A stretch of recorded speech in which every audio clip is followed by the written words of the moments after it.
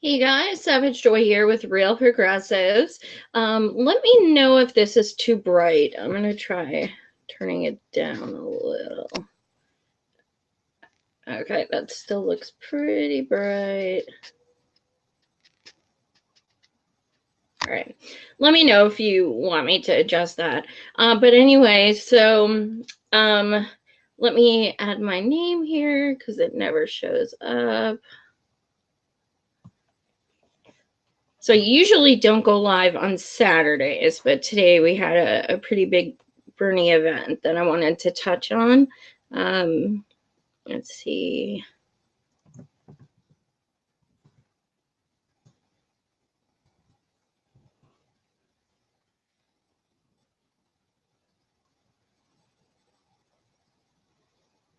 All right. Oops, I have two eyes. Oh well, you guys know who I am.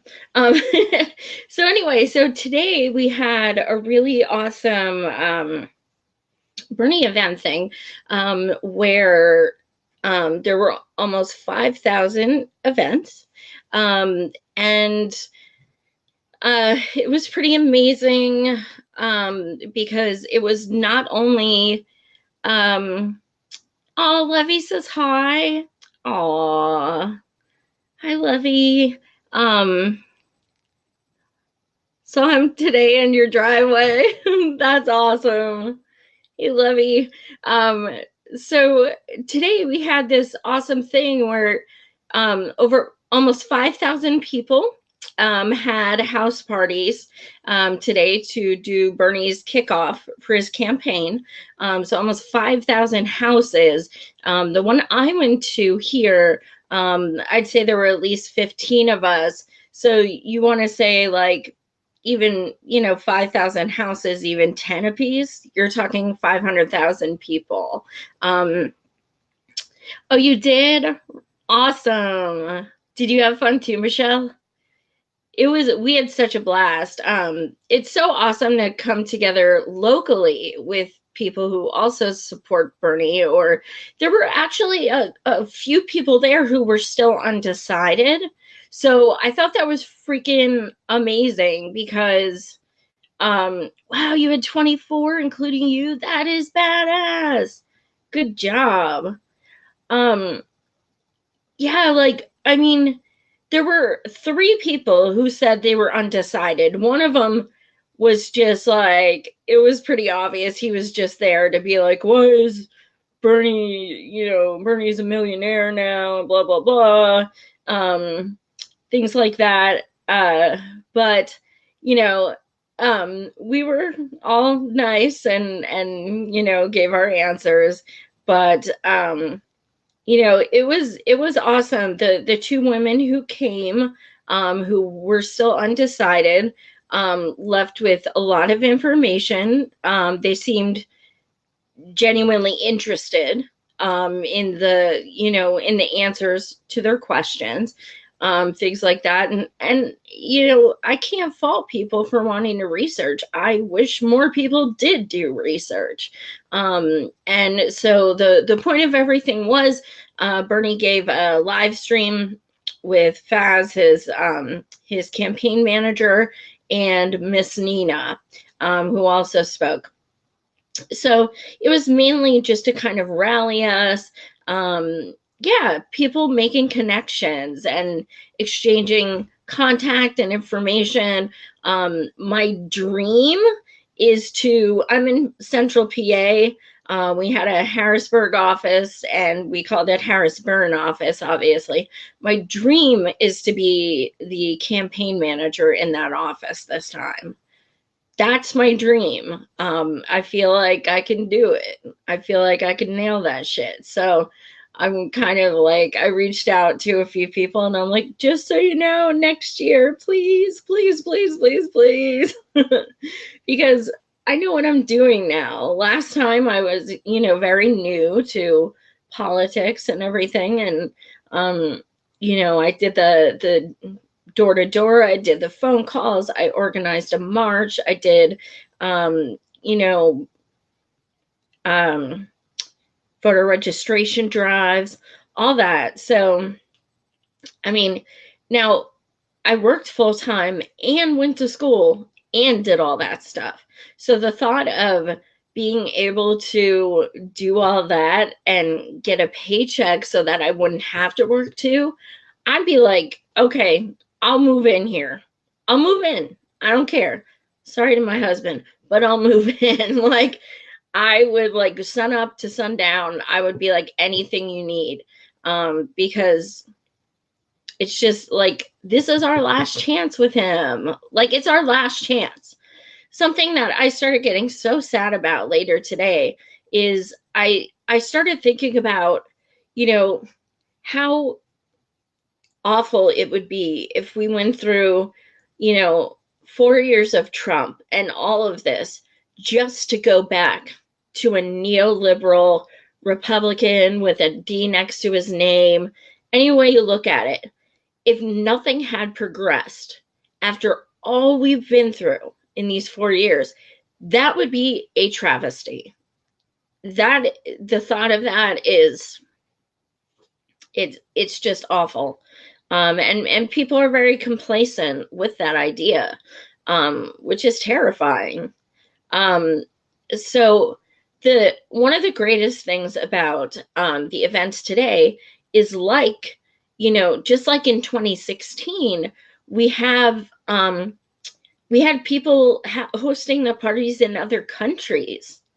Last run, we had Australia for Bernie, Japan for Bernie, China for Bernie, UK for Bernie. Like, it was incredible. We had people in all over the world helping us phone bank and stuff like that. I mean, it was incredible.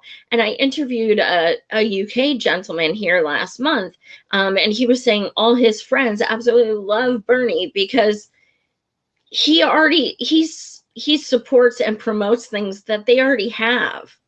They cannot fathom how the United States of America does not have free college and universal health care. They don't understand. They can't conceive of it. And, like my guest, he was saying, we've had this shit since 1941. And he's like, looking back from the times like I had a broken bone or went in the hospital because of this, that, and the other thing, I can't imagine if I had to pay bills for all those things. So, I mean, people in other countries understand, and it's really beautiful. It's amazing how, this one person started this thing just and inadvertently changed people's lives. It's pretty awesome. So even if you don't support him as a candidate, totally cool. That's your right. But I think he deserves a lot of props for, talking about things that have now become household terms. I mean, 2016, we were talking about, fight for 15, and he used to get just absolutely just ripped to shreds. And now there's 6 states who made the minimum wage $15 just because he set the pace, just because he brought that shit to the mainstream. There's a lot of power in taking the stage and saying these things, and then we as the people rally together and we put, as Miss Nina says, sweat equity into it. And I think it was also really awesome because one of the women at the party today, she was a Hillary supporter. I said, did you volunteer at the campaign office last time? I don't think I've seen you. And she said, no, I didn't. I said, this is my first time getting politically involved. And then we started talking, and I found that she was a Hillary supporter. So I'm really appreciative that, that people have, come over and joined us. I think that's awesome. I think, because so many Hillary supporters are like, fuck Bernie, he dared run against the queen, and they think we're just like the worst people in the world because we dare support the man. but yeah, so that was actually really cool to see some people there who weren't, you know, yes, Bernie 2020, and be able to have them, you know, willingly discuss why we support him. So the live stream was really great. First, Faz, his campaign manager, is freaking great. He's Savage on Twitter, which is freaking amazing. He was, oh no, don't get it twisted. I'm not forgiving of them. I'm only appreciative if they're willing to work with us.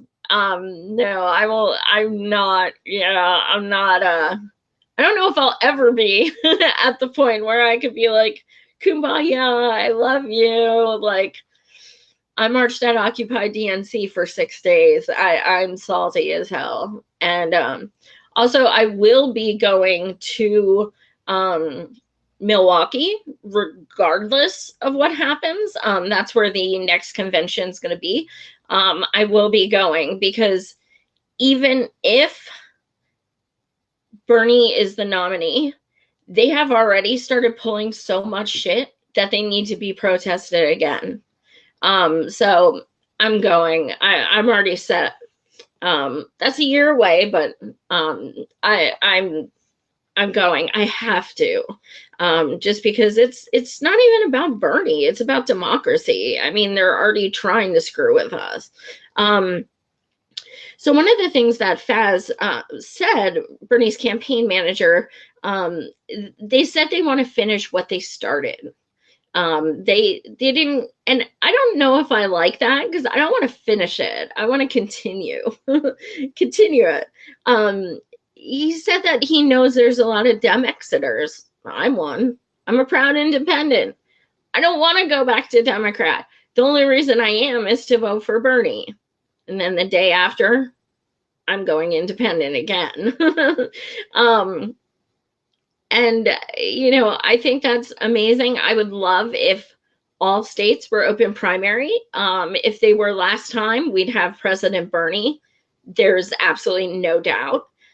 Because the people who, the millions of people who were turned away because their voter registration was flipped without their approval, or things like that, all of that would have been null and void. You take over 3 million independents in New York alone who were independent, wanted to vote for Bernie, but they have to register 10 months in advance, and they had no idea who he was. So if your primary, if you got to register, you know, in like October, and your primary is not until like July or what have you, and you just found out about Bernie in May, how's that help? You're screwed. Sorry, you can't do it. You can't vote for him. Now we have the name recognition, so I'm glad, but we also have, with that name recognition, we're going to have a lot of a harder time trying to persuade people to vote for him. It's going to be more difficult, and not just because there's 20 candidates in the Dem, you know, running for Dems now. It's also because neolibs hate him, like hands down, they hate him. They would rather Trump than him. They make that very clear all the time. You know, before it was funny because like when I would knock on doors and they would answer and they would have an animal, I'd be like, oh, do you know that Bernie is the only candidate who has a page dedicated to animals on his presidential website? And I would have these little like tidbits that I would drop in there and people's faces would light up. But now we're going to get a lot of, well, he's a millionaire now. And we're going to get a lot of, he's been rude to Hillary. You know, just things that we're just like, oh, come on. Yeah, right. Whatever. But I mean, it's going to happen. It's absolutely going to happen. And, you know, the whole Russia bullshit, I mean, it's going to be a lot more difficult this time. we need to prepare ourselves. We're already seeing it online. So anyway, then Bernie said that, let's see, the only way we can make change is when millions of people stand up and demand it. And that's exactly what's been happening. That's what's, that's why we've come so far. That's why people like freaking Buttigieg is now saying, okay, I'm giving back the lobbyist money. Why? Because progressives have been riding his ass, telling him, fuck you, we're not going to vote for you, you're corporate owned, etc. And now, oh, guess what? He's handing back all the lobbyist money. Granted, he didn't say anything about the private fundraisers. Gwyneth Paltrow is having one for him, which she's an ass anyway. But so he didn't say anything about stopping those. But these are, something I tell, neolibs, or as I call them, resistors, all the time is, look, if you are so afraid that we won't vote for whoever the person is if they're not Bernie, it is your job. It is your duty. It is incumbent on you to get your person to start supporting Medicare for all, free college tuition, money out of politics. That is your job. We say we will not vote for them because, and if you're not trying to make them more progressive, I mean, that's not going to do shit for me because I look at record. But a lot of people will say, oh, okay, if they sign on to this or this, then maybe I can vote for them if they're up against Trump. But like, don't just sit there idly and expect nothing of your candidate and then expect us to fall in line. That didn't work in 2016, and it ain't going to work now. The worst thing you could tell independent, free thinker people is get in line. Just fall back, fall in line. Because now I'm going to do the opposite of what you just told me to do just because I'm spiteful. Like, that is the worst thing you could say to someone. They can't comprehend that some people are free thinkers. Every day there's people on Bernie's Twitter that's, tell your fans to do this. Tell your fans, look, we don't obey. He's who we support, but he's not our idol. He can say whatever he wants. That doesn't mean we're going to listen. We don't take orders. It's that simple. I mean, he, in the end, he asked us to vote for Hillary. I didn't. I know a lot of people who didn't. I mean, this is the beauty about a so-called democracy. That's the beauty of it. We don't have to fall in line. So one of the things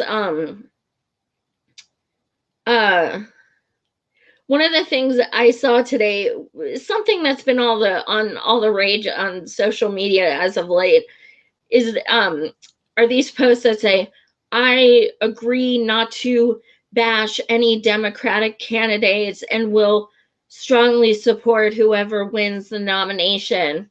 And then what you do is you click on it, you go to the person's page, you spend about 30 seconds, and then you find an anti-Bernie thing, and then you screenshot it and you put it underneath where they put that, and they say, well, Bernie's not a Democrat.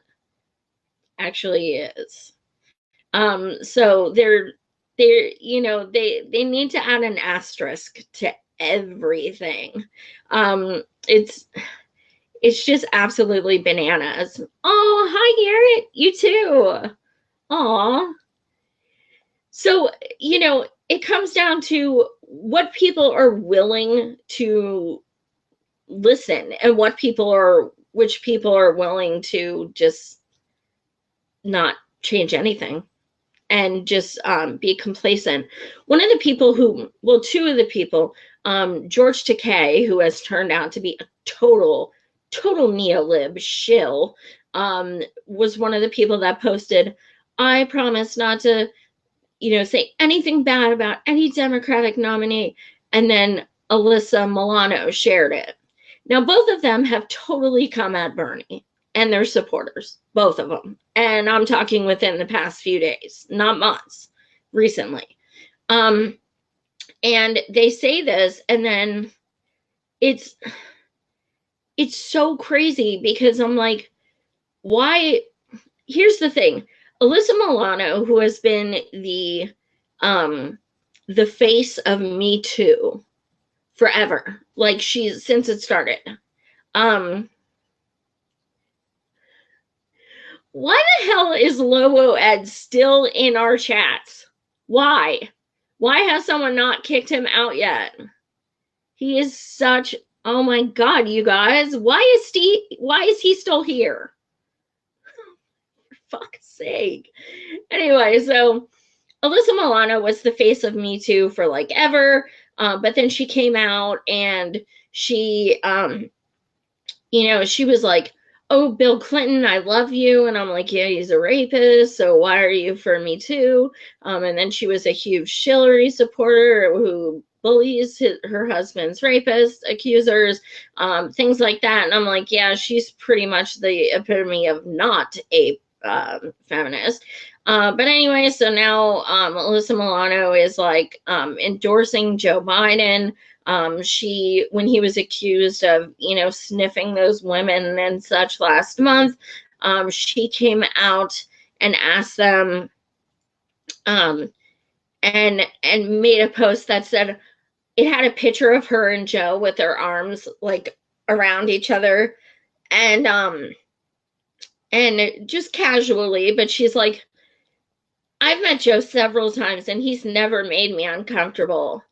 And like, as a rep for Me Too, you should know damn right well that that's one of the worst things you can say, because you're saying he didn't do it to me, so he definitely didn't do it to someone else. That's pathetic. And that's exactly what she did. And now she's starting this podcast called Sorry, Not Sorry. And Joe's her first guest. The title, Sorry, Not Sorry. Like, it couldn't be more egregious. So people were jumping all over her, like, I can't believe you're doing this. Like, you women looked up to you for being Me Too movement and, everything like that. And, here she is, she's praising Joe Biden, like actually praising him. And, and it's not just the women who came out recently. It's his treatment of Anita Hill. He still won't, after this long, it's not going to matter anyway, but he still refuses to say he's sorry. He is, he still refuses to acknowledge he had any part in the pain she's been in. I know a lot of you guys know about when they say like Joe Biden's treatment of Anita. Well, here's the thing. He was in charge of the entire trial. He was the lead of the department who was handling it. Now, first off, all the questions, I have a synopsis on Twitter of it's like a 5-minute video of a breakdown of like, just really bad parts. I can't even watch it again because they were just so abhorrent. But Joe Biden at one point, after she was asked so many disgusting, uncomfortable questions, Joe Biden said, I feel it's their right to ask anything they want, and just kind of nonchalantly paved the way for them to just be like, here we go. And so anyway, but not just that, what Joe Biden did was he did not allow Anita Hill's 3 witnesses to testify. He didn't allow them. So Anita Hill is trying to get a trial of fairness, and she brings 3 witnesses, and Joe Biden's decision alone, his and only his, was the one who could say, yes, let's hear these witnesses. And he said no to all 3. He is the responsible person for how this transpired. Him. So, yes, yes, you're absolutely right, Cheryl. Um, he um, he chose not to allow Angela Wright to testify, who had further evidence of assault, I believe. Um, Correct. You had people like David Brock, who came out and, said things like Anita Hill, a little bit nutty and a little bit slutty. People just, it got so bad. Anita was a college professor in law, for law, and she actually had to drop out. She had to resign. They were trying to push her out. She got a horrible reputation. That poor woman, the amount of turmoil she's been in. And, unfortunately, it's all coming up again, of course. Now, Joe Biden was on The View. I can't deal with that, but I did watch the clip people were talking about. He was on The View 2 days ago, and what's her name? Joy Behar said to him, I want, yes, I agree. I want, you say that you're sorry for what happened to Anita Hill, but you haven't apologized for your part in it. And he said, I don't feel I've done anything wrong. And then in another interview, he said, I've never done anything in my life I've felt sorry for. And then another video came out from a month ago where he said, I've never voted on anything I've ever regretted. So he doesn't regret, fighting for segregation, voting for the Iraq War, any of that. And he doesn't, what kind of life have you lived that you don't regret anything you've ever done? And you won't apologize for anything you've ever done. That's just, that's like not even self-righteousness. That's like sociopathic. It's crazy. I don't understand how someone could say that. That is just, and especially knowing what we know, like absolutely what garbage he is. I think,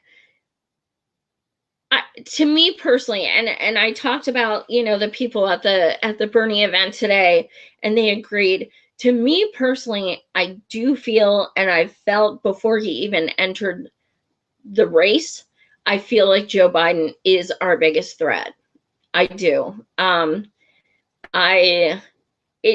So many people just don't care. I mean, him being more and more egregious does not bother them. They have Obama nostalgia. I fear he's our biggest threat, but I also fear him as a president. I kind of would like to get out of war, not begin like 5 more. He, not only is he going to, first, he doesn't support Medicare for all, which is, that's just such a deal breaker to me. But so you're looking at more Obamacare, and essentially, you're looking at no prescription drug costs going down. You're looking at, you're still going to be allowed to have money in politics. These wars will not stop. New ones will be added. He's terrifying. But people see Obama as some kind of hero. And anytime, even if you provide receipts of something, like if you tell someone, well, he's dropped more bombs than any other president in U.S. history, oh my God, watch out. Get a bulletproof vest, because it ain't going to be pretty. And you're just stating a fact. But people just love that man. And so Joe's, kind of, he's connected to him. But it's funny because Obama said he won't endorse Biden, which is kind of funny. And it'll be more funny if Obama endorses someone else. I think next to Biden, our biggest threat is Buttigieg. He's getting a lot of the neoliberal praise, and he is the second person who scares me the most. He has, basically he's talking about essentially doing a draft, another draft for kids who are 18 when they get out of school. He has made so many warmonger comments. He makes fun of people who protest and things like that. I mean, he's just, and he has committed, just tragedy in South Bend as far as gentrification. The school systems are just awful. I interviewed last week the woman who is running for his seat as mayor in South Bend, and she is awesome. She's a school teacher, Bernie delegate from 2016. She's a Black woman, and she explained how jacked up South Bend is. And he was in charge the whole time. He had this thing called 1,000 homes in 1,000 days, where he literally bulldozed 1,000 homes in 1,000 days. Now, a lot of these homes were, homeless people were squatting in them. So then where'd they go? They didn't have anywhere. I mean, this is not someone who cares about humanity. He doesn't. Lee, I thought that at first, but I really see, Lee said that he could see Obama for Kamala. It's interesting because I thought that at first, because when she announced, we're like, holy shit, Hillary 2.0, doppelganger. But then she kind of her polls have gone down so bad. And then it seemed like, okay, Beto is going to be the establishment pick now. And then, and then now it seems like Buttigieg. But, I don't even know some of the other names because they're just so not interesting. For the past 3 weeks, but that's what I was going to say. I think that Buttigieg and Biden might run together. I'm not sure why I feel that way, but other people have said the same. It's kind of crazy because it feels like the SATs. This shit could go 100 different ways. There's 20 candidates. So it's going to be interesting in June, which is coming up quite soon. It's going to be interesting because they have to have 2 debates. So 10 and 10. I pretty much think everyone's going to stick it out until the debates, and then after 1 debate they'll start dropping. But so they'll have 2 debates, each with 10 people, or if anyone else announces.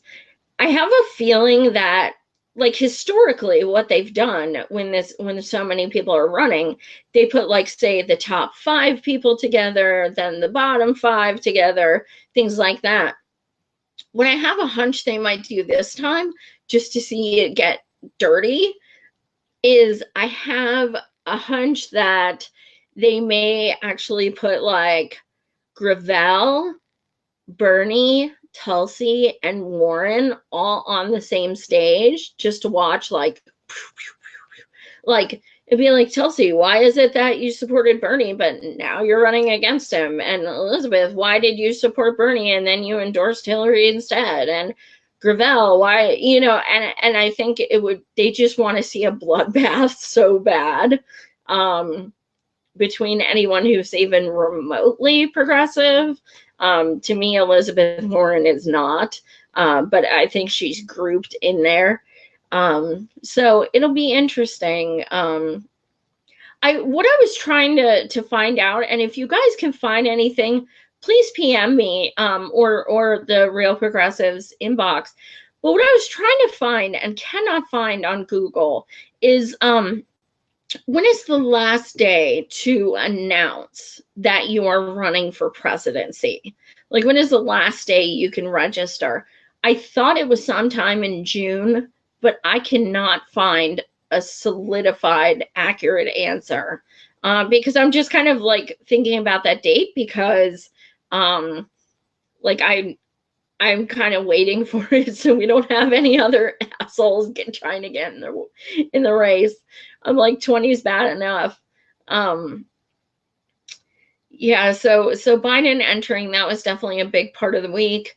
What else has gone on this week? That's kind of what's been blowing up. Have you guys do you guys, have you researched Biden yourself? Is there anything that you found out that's new, that you didn't know before? Today I found out that the good thing about doing this show is I have people all over Facebook and Twitter who message me, did you see this? Did you see this? And today I found out that Joe Biden, actually, I believe it was the 80s, he wanted firearms to be sold at post offices. Like, literally at post offices. Just go to the post office, get a book of stamps and a gun. And the reason why he wanted that, apparently, is because then there's no regulations. How they're not going to have the federal government come into that degree in the post office and have them always staffed to do, firearm registrations and things like that. That's why it didn't pass, because of the lack of safety. I just couldn't believe it, even for him. Selling guns at a fucking post office. Like, who does this? Crazy. Then you have Miss Neera Tanden, who is basically this year's Debbie Wasserman Schultz.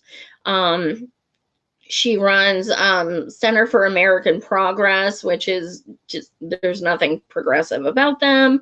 And it turns out that she actually punched Faz, Bernie's campaign manager, in the stomach. She admitted it. She didn't apologize. Nobody seems to care, except progressives. It's technically physical assault, because she didn't even say I was joking or anything. She said, yeah, he pissed me off, because he dared ask her about, why did Queen Hillary vote for the Iraq War? Well, why is that a crazy thing to ask? She did. Why can't somebody ask that? She punched him in the fucking stomach. And I'm like, why the media is not talking about it? She's not even denying it. It's not even like it's an accusation. He's not even the one that brought it up. Someone who was there brought it up. And I'm like, holy shit. Like, can you imagine if, like, Bernie hit someone in the stomach? Dude, oh my God. That would be World War III. It would be bananas. So yeah, she's been having little closed door meetings on how to stop Bernie. Essentially, how do we stop Bernie? And Pete Buttigieg has been in those meetings. That's one of the reasons I think that he's now their person. Because I'm like, why is he in there? David Brock's in them. I mean, some of the, the real enemies from 2016 are in there as well. Then it came out that Debbie Stabenow, I want to say, I could be wrong, but I thought it was Minnesota, but she's a senator or congresswoman. I can't remember off the top of my head. But she stated that if Bernie is the nominee, that she will absolutely use her superdelegate vote to, quote unquote, kneecap him. So, I mean, some of these people are just admitting outright, like, I will thwart Bernie. Like, I'm not, even if my people, want him, I'm using the superdelegate vote against him. I mean, he wants to tax their money. He wants to make it so that they can't accept campaign contributions. This is all anything's ever about with them. It's just money. That's all. So then, but we did get some good news this week. It was really funny because an article came out which said that Bernie has more money in the campaign right now because of all our donations than the DNC and DCCC combined. Our campaign, freaking dude, take all DNC's money and all the bastard child's DCCC's money, add them together, and we have more. So that's pretty awesome. And their money is like thousands here, thousands there, and ours is like $3 here, like $7 there. So we have the people, we have the momentum. We just have to keep fighting, and we all have to do our best to just fuck some shit up.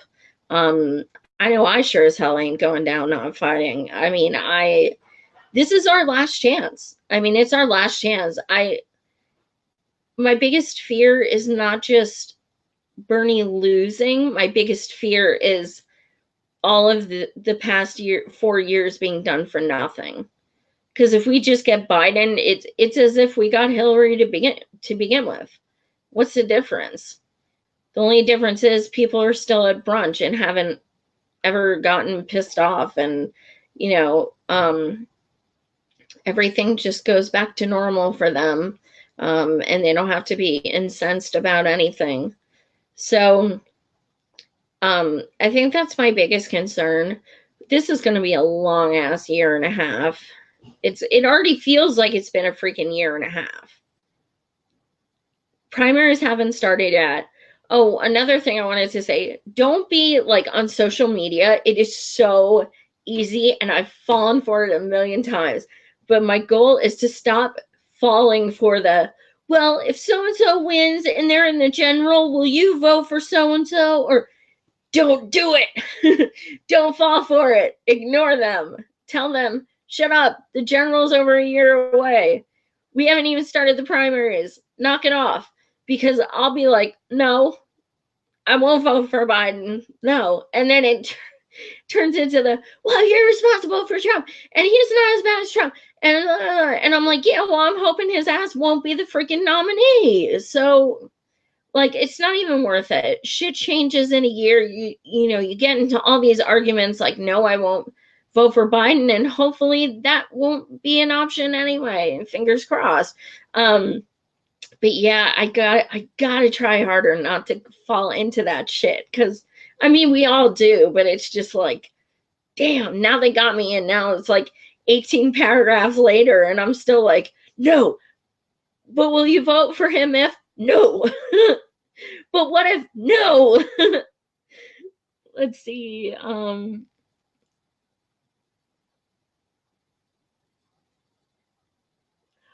okay, cool. El Tejano? That's awesome. Let me write that down. Cool. El Tejano. Oh, that's awesome. Thanks. I'll check that out. I will be having a gentleman on who lives in Palestine, and he's going to come on and discuss firsthand the shit that's going on. Yeah, Cheryl, I'm telling you right now, if Bernie doesn't get the nom and he doesn't switch to independent and run his ass anyway, I know where he lives. I will go to freaking Vermont again. I'm not playing. I will freaking bang on his damn door and be like, listen, I'm not asking. You're running independent. Let's get this shit going. Because people are like, he should run independent. Listen, if he ran independent, he'd get all our votes anyway, and y'all would be flipping your shit that he's dividing the vote. So stop. They say he divides the vote, but they're not saying a damn thing about the fact that there's 20 candidates dividing the vote. They're such hypocrites. So let me write that down. El Tejano. All right, cool. I'm going to check into that. Do you guys want to put anything else in the comments as far as, let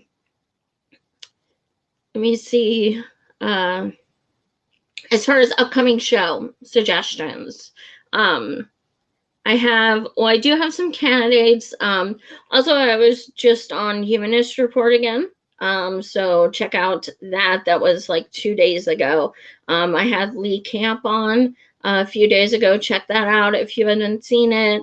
But if you have any other suggestions of people you'd like me to interview, I definitely do want to try to find an Indigenous woman who can share stories about the, countless Indigenous women who go missing or murdered all the time that just get absolutely no attention.